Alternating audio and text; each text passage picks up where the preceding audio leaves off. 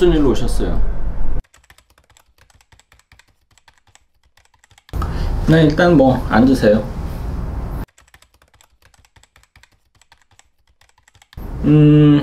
뭐 나이를 계속 한 살 한 살 먹으니까 뭐 당연히 갱신형 보험이니까 많이 오를 수밖에 없죠.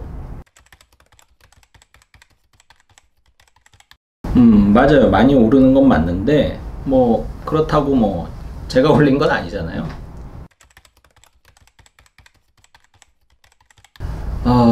일단 뭐 그 방법에 대해서는 제가 뭐 상담실로 가서 좀 이야기를 좀 해드릴게요. 가시죠.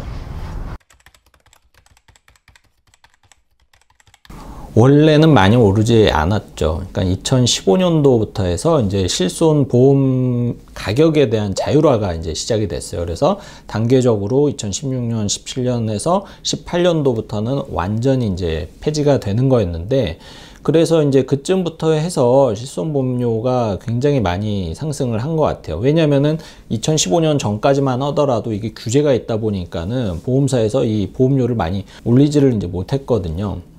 그러다가 이제 2015년부터 규제가 풀리니까 이거를 이때다 싶어가지고 보험사에서 실손보험에 대한 그 보험료를 이제 계속적으로 좀 왕창 이제 올리기 시작을 한 거예요. 그래서 이제 그때부터 해서 실손보험이 이렇게 많이 오르지라는 이제 불만이 좀 많이 제기가 됐고, 그래서 원래는 2018년도에 보험 가격에 대해서 완전히 이제 자율성을 보험사에 주기로 했는데, 그것을 다시 이제 정부에서 안 된다 그래서 다시 이제 규제를 했고, 그래서 지금은 1년에 25% 이상 올리지 못하도록 이제 다시 규제가 돼 있는데, 그렇다 하더라도 사실 1년에 25%면은 예전에 3년짜리 실손보험 같은 경우에는 3년만 있다가 갱신이 돼도 보험료는 거의 배 가까이가 오르게 되는 거예요. 그러니까 소비자 입장에서는 여전히 부담스러울 수밖에 없는 그런 상황이라고 할 수가 있죠. 그리고 실제로 저도 이제 많이 이거에 대한 고민 때문에 상담을 진짜 많이 하거든요.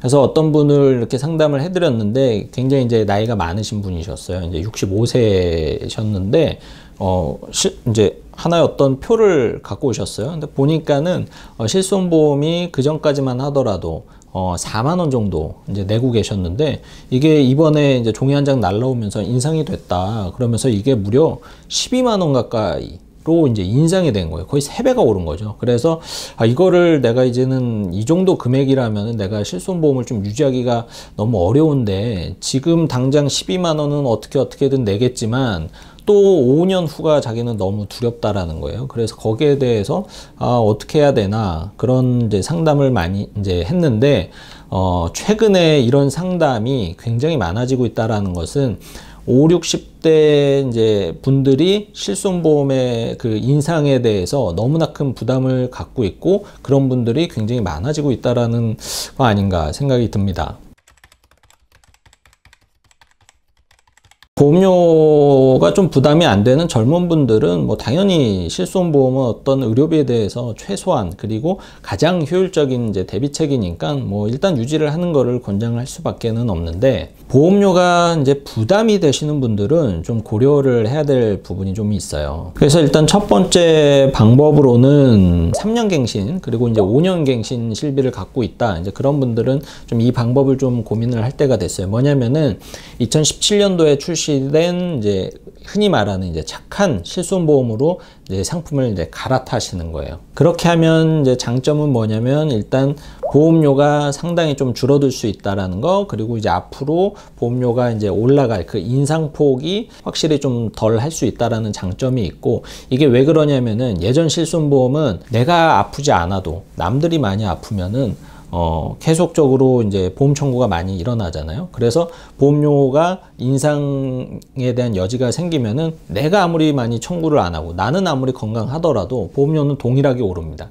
그런데 이제 착한 실손보험은 이제 그 위험에 대한 적용 그 대상이 전체에서 개인으로 좀 바뀌었어요. 이게 무슨 말이냐면은 내가 많이 안 아프면 보험료가 덜 오르거나 아니면 하락할 수도 있고, 반대로 내가 많이 아파서 청구를 많이 하게 되면은 뭐 당연히 보험료는 그의 상황에 따라서 이제 많이 더 오를 수 있게끔 이제 바뀌었죠. 그러니까는 자동차 보험 생각을 하시면 좀 편하실 것 같아요. 그래서 내 사고율이 올라가면 보험료도 올라가게 되고, 내 사고율이 떨어지면 보험료가 덜 오르거나 하락하거나 아니면 유지가 될 수 있는 보험이 이제 착한 실손 보험이다라고 이제 보시면 될 것 같고, 그렇지만 단점도 있어요. 뭐냐면은 보상 내용이 예전 실손보험보다는 좋지 않아요. 뭐 이제 자기 부담금이 좀 많이 올랐고, 그리고 도수치료에 대해서 횟수 제한이 생겼고, MRI에 대해서 이제 1년 한도가 생겼고, 뭐 주사치료도 마찬가지로 이제 횟수 제한이 이제 생겼고, 이런 부분에, 그러니까는 즉 보상을 해주는 그 금액과 그리고 내가 부담해야 할 내 자기 부담금이 좀 많이 올랐다라는 게 최근에 이제 착한 실손보험의 뭐 단점이다라고 이제 할 수가 있는 거예요. 그런데 이렇게 실비를 갈아타려고 해도 일단은 뭐 아팠던 적이 있는 사람들은 당연히 이제 새로운 보험 가입하는 게 이제 어렵다라는 문제점도 좀 있습니다. 방법이 있습니다. 뭐냐면은 실손보험 전환제도를 활용을 하시면 되세요. 이게 뭐냐면은 이제 많은 분들 모르실 텐데 3년짜리 실비를 1년짜리 실비로 새롭게 가입하는 게 아니고 교체를 하는 거예요. 전환시키는 거죠. 그러니까는 내가 A 회사에 이제 보험을 갖고 있으면은 A 회사에 착한 의료 실비로 전환이 가능한 거예요. 그래서 이게 2019년도에 금감원에서 이제 지시를 해서 이제 만들어진 제도인데, 아직까지 좀 보완해야 될 거는 뭐냐면은 이게 회사별로 규정이 다 달라요. 뭐 2009년 이전에 나온 실비는 전환이 안 된다든지, 뭐 아픈 이력이 뭐 암이라든지 이런 것들이 있으면은 또 전환을 안 시켜준다든지, 뭐 이런 좀 아직은 그 규정과 가이드가 명확하지는 않기 때문에 이거는 지금 가입하고 있는 손해보험사에 혹은 생명보험사에 전화를 하셔가지고 이 가이드가 어떻게 되는지를 확인을 해 보신 다음에 전환을 할 수 있다라면은 전환을 하는 것도 좋은 방법이 될 수가 있겠죠. 뭐 물론이죠. 뭐 실비는 전 국민 누구나 갱신형 보험이기 때문에 뭐 그 주기만 다를 뿐이지 오를 수밖에는 없어요. 그래서 언젠가는 나도 내 실비를 유지를 못하겠구나라는 생각을 갖고 있고, 그래서 저는 수술비 보험을 통해서 이 노후의 어떤 의료비에 대해서 준비를 하실 필요가 있다라고 이제 말씀을 드리거든요. 물론 입원비도 좋은 이제 보완이 되기는 하는데, 입원비 보험은 요즘에 너무 많이 오르고 가입 금액도 너무 낮아서 좀 실효성은 떨어져 있는 상태라 수술비 보험을 저는 많이 추천을 드리거든요. 그렇다면 왜 수술비 보험이냐? 수술비 보험은 진단금과는 다르게 회당 나와요. 그러니까 암진단금, 뇌졸중, 뭐 심근경색은 그 해당 질병에 걸렸을 때 한 번 나오고 끝이잖아요. 근데 수술비는 부위도 굉장히 여러 군데를 보상을 해주고, 또 이제 회당 이제 보상이 되기 때문에 나중에 실비가 없을 때 이 수술비 보험을 가지고 좀 의료비를 커버를 할 수 있겠다라는 생각을 하거든요. 왜냐면은 노후에 사실은 이런 큰 질병에 걸려도 뭐 의료비 측면에서 굉장히 큰 부담이 될 수가 있지만, 이렇게 소소한 수술도 굉장히 많이 합니다. 뭐 예를 들어서 뭐 백내장 수술, 뭐 인공관절 수술, 뭐 허리 수술, 뭐 손목 터널 증후군 수술, 이런 수술을 요하는 질병이 계속적으로 많아지고 있고, 또 이런 것들이 비용이 몇십만 원에서 1,200만 원 이렇게 쉽게 의료비가 나가거든요. 근데 뭐 한 1,200만 원 수술비로 받아서 뭐해? 뭐 이런 얘기들도 하시는데, 아니 현금으로 1,200만 원 이렇게 갖고 있는 사람이 또 몇이나 되겠어요. 그래서 저는 이 수술비 보험을 통해서 노후에 만약에 실손보험을 유지 못해서 실손보험이 없을 때 수술비 보험을 통해서 좀 대비를 한다라면은 지금까지는 거의 유일한 대안이지 않나 싶습니다. 진짜 많이 보상을 해줘요. 그래서 제가 그냥 읽을게요. 뭐 예를 들어서 뭐 뇌혈관, 심혈관 수술을 하면은 뭐 1,000만 원에서 2,000만 원 뭐 보상 나오고, 뭐 동맥 경화증, 갑상선 질환, 뭐 폐렴, 뭐 췌장염, 뭐 폐질환, 폐혈증, 뭐 파킨슨, 담석증, 뭐 백내장, 녹내장, 뭐 용종 제거, 그리고 뭐 인공관절, 뭐 골다공증, 뭐 또 뭐 되게 많아요. 뭐 남성 생식계, 뭐 양성 종양, 여성 생식계도 이제 마찬가지고, 뭐 간염성, 비간염성, 뭐 장염, 호흡기 질환에 대한 부분. 그럼 뭐 읽는 것도 너무 많아. 이렇게 읽기 어려울 정도로 정말 많은 보상을 해주는데, 놀라운 게 뭐냐면은 보험료예요. 보험료가 한 2만 원에서 3만 원 정도로 굉장히 저렴합니다.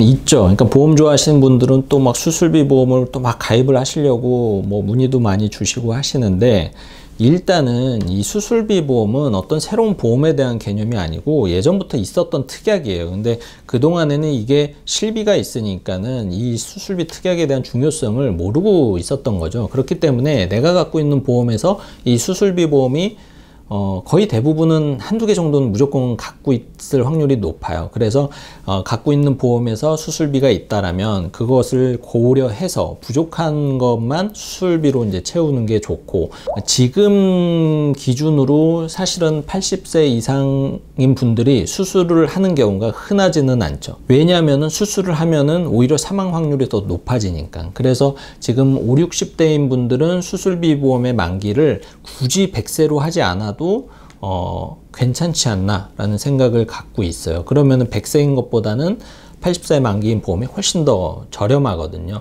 근데 지금 20, 30대 분들이 만약에 수술비를 준비를 하신다라면은 저는 가급적이면 90세 이상. 왜냐면은 지금 5, 60대인 분들의 신체 나이와 지금 20, 30대인 분들의 신체 나이는 다르고, 또 의료기술의 발전으로 인해서 3, 40년 후에는 또 몇 살까지 이 수술을 할지는 모르기 때문에 저는 지금 나이에 따라서 수술비의 만기를 조금 다르게 하는 것도 수술비 보험을 가입을 할 때 괜찮은 꿀팁이 아닌가 생각이 듭니다. 보험은 저는 밥 먹는 거랑 좀 비슷하다라고 이제 생각이 드는데, 무슨 말이냐면은 밥을 조금 배부르지 않게끔, 살짝 모자라게끔 먹는 게 건강에 좋다라고 하죠. 보험도 저는 약간 좀 부족하게 가입을 하는 게 저는 좋다라고 생각이 들어요. 왜냐면은 보험은 유지를 하는 게 가장 중요합니다. 아무리 좋은 보험, 내가 뭐 아프면은 뭐 1000만 원, 1억씩 나오는 보험이 있다고 하더라도 유지를 못하면은 말짱 도루묵, 말짱 꽝이에요. 돈만 날리는 거예요. 그렇기 때문에 계속 어떤 걱정 때문에 보험 가입을 이제 계속 늘리지 마시고, 살짝 부족해서 살짝 불안할 정도로 그렇게 유지를 하시는 게 가장 좋지 않나라고 생각이 들고요. 보험을 모으지 마세요. 돈을 모으세요. 아셨죠? 네, 오늘은 이렇게 실손보험료가 너무 올라서 고민인 분, 또 그분들을 위해서 어떻게 해야 되는지 이제 방법을 제시해 드렸는데, 내용이 도움이 되셨다라면은 제발 구독과 좋아요 눌러주세요.